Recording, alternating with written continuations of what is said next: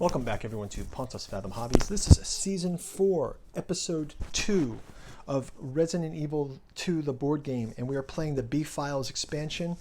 We just wrapped up our setup video in our first turn, so let's jump right into the action for this one. Before we do, quick shout out to Pontus Fathom Press, Killingworth Bogman, Carolina Tobacco Geist, books 1 and 2 of the Bogman saga. We've also got the story of the Nashua Necrosis here. Go check out the bookstore below. You can see those, our Lovecraft books, lots of content down there. Help us out by joining the Patreon. We've got a blog that we're posting there across to our Board Game Geeks account and posting across all the social media. So if you're into the crypto thing, it's Odyssey. We've got BitChute, Rumble, moving a lot of our content across all the alternate video platforms. So come visit us there. And as usual, right here on YouTube, like, subscribe, ring the bell, and really appreciate your comments. We read them all, so let's get right into it. Okay, so action phase first. We'll start out with Robert Kendo. He's got the Unstoppable Tide right now, which means no zombies can be attacked. So let's have him. I'm gonna have him chicken out and go 1, 2, 3, 4. Go backwards to that, and then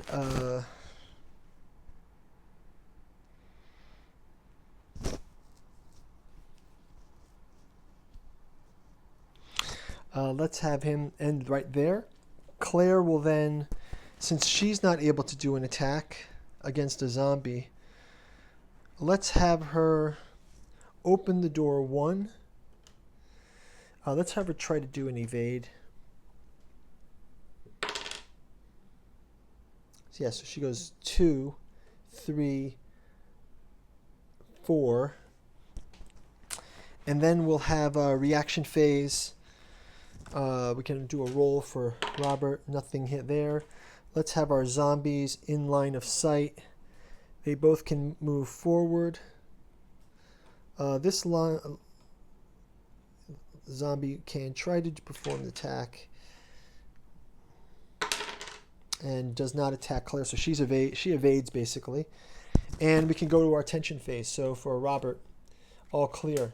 The wind scratches against empty streets. Loose detritus, the only movement in the merciful stillness. And then next one is all clear. All clear. Okay, so tension phase is complete. It's the end of the turn. Let's go one more round. So we'll have Robert here go ahead. Let's see if something happens here. This zombie actually animates, so we have Robert has the 1. He will fire right away. So this corpse activates. He's able to use his shotgun. I don't have his shotgun right here, so let me just put his shotgun as well. He does have a shotgun, and he has a rocket launcher as well. So let's get those armed for him. I think I put him in the box here. So Claire gets the rocket grenade launcher. He gets a grenade. He also has the shotgun. So that's that. Let's have him fire his shotgun. He can roll 2 dice. And he gets 2. That takes the zombie out.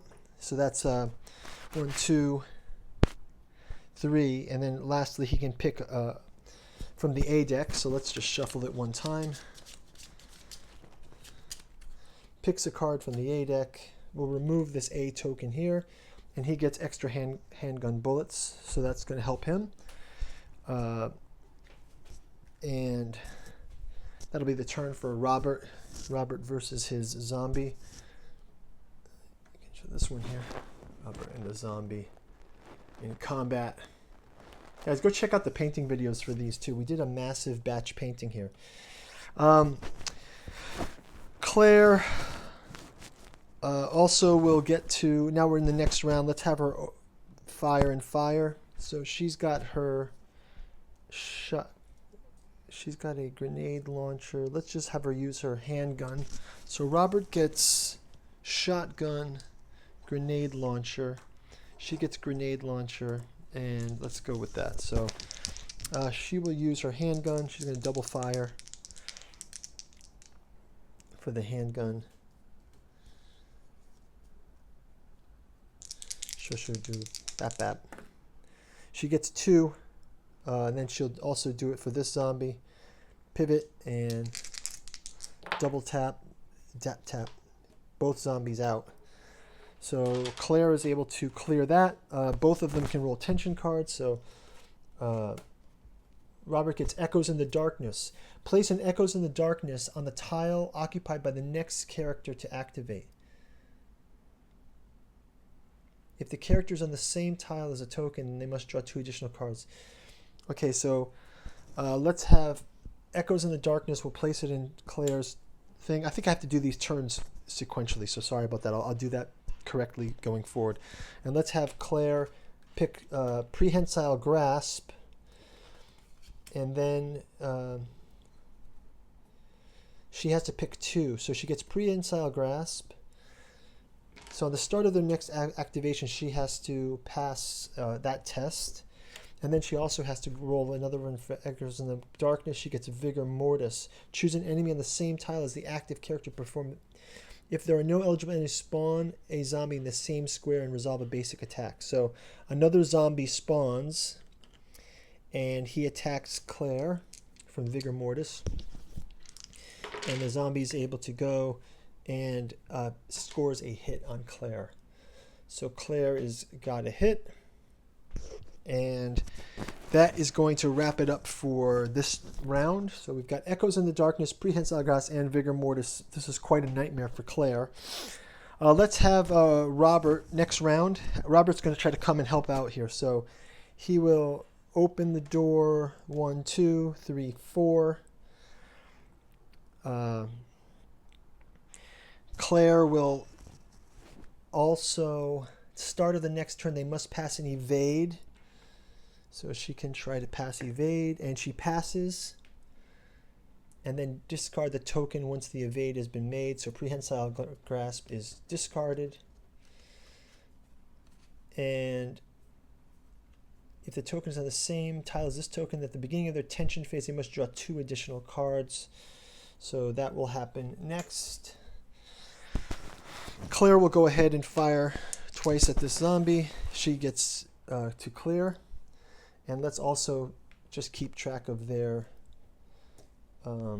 handgun and handgun damage. So we'll mark her handgun down 1, 2, 3, 4. We'll mark his handgun also down. Okay. Shotgun is full. Shotgun is full. Oops. And grenade launcher as well.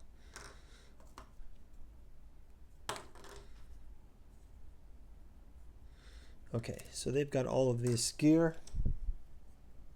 Okay, so that's going to do it for Echoes in the Darkness. Let's have her grab her 2.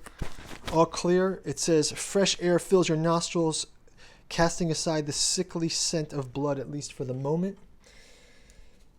So we're back to that clear.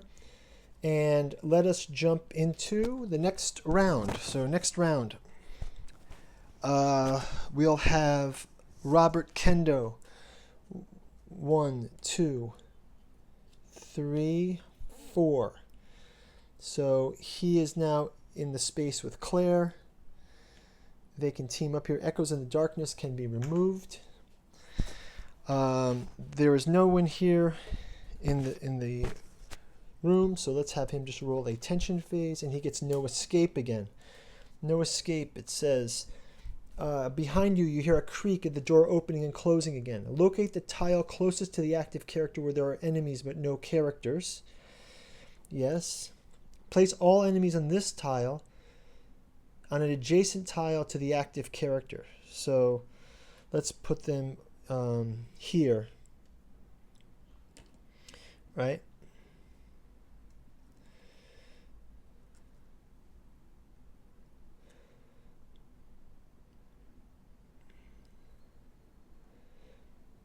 In the square that contains the door. Okay, here.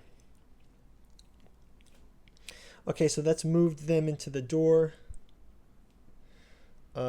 He will have that flipped closed. Let's have that flipped closed. From Claire, we'll move there 1, 2, 3. And she flips it closed. And 4. Let's save our ammo. And then she can roll her all clear. Your footsteps echo ominously over the ground before the sound is swallowed by the shadows. Okay, so let's head down to this stairwell then. We'll keep on going down to this stairwell. And, okay, so first we'll have Robert going 1, 2, 3. This door's open already. 4. These are all green tiles now. He can also roll his no zombies here. He gets an all clear. A flickering light above dispels the calm for a moment before returning to a strong, steady glare. Claire also, 1, 2, 3, 4, joining him here. She gets a tension card. Same flickering lights, same steady glare. New round. Back to Robert. 1, 2, 3. Open the door. 4. So we open the door. Liquor's here. Out of sequence reaction. If the character is in range of a line of sight, the enemy will perform a basic attack. Any enemy can perform a move toward this. And then Claire can take, he gets a tension card. The scent of blood is in the air again. Claire Renfield, 1, 2. Will step through the door. Actually, she'll fire through. I think she can fire through the door, but let's have her step into the room. And then she can fire with her... What does the liquor have? We're going to spawn this Evolve the Liquor card. Put this here. Evolve the Liquor has 4 hit points. So I think Claire will probably try to use the grenade launcher. And she'll roll that. And we get the red die here. Double hit. So grenade launcher for a double hit does 4 damage. And she is able to dispatch this. So it's Claire versus the Liquor. And she has taken him out of the game. So first Liquor out of the game. Second Liquor, though, is in line of sight. Not good. So this Liquor can do his line of sight attack. The Liquor is able to...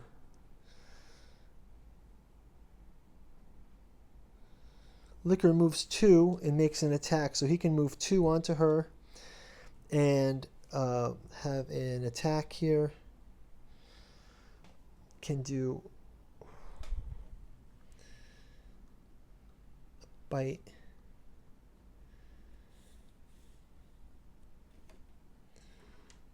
She can roll. She can she partially evades, but she still takes a damage.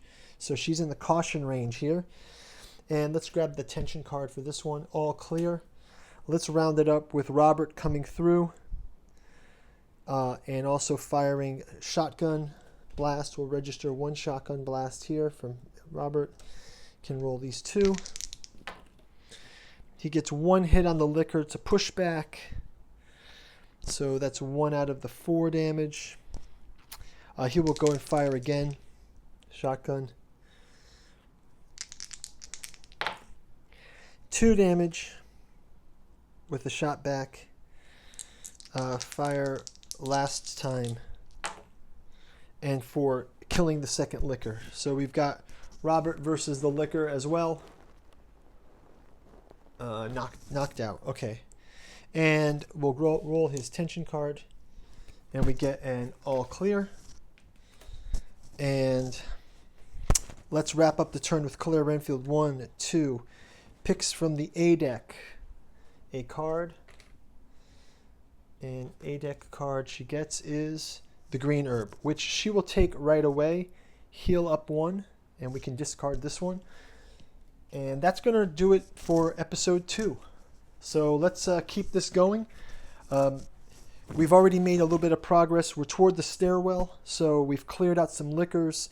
We're not going to go after those zombies just yet. I know there's a bunch of treasure in here, but I feel like our more important thing is to get that locked key and to go after our big guy. So let's try to do as much evading as we can.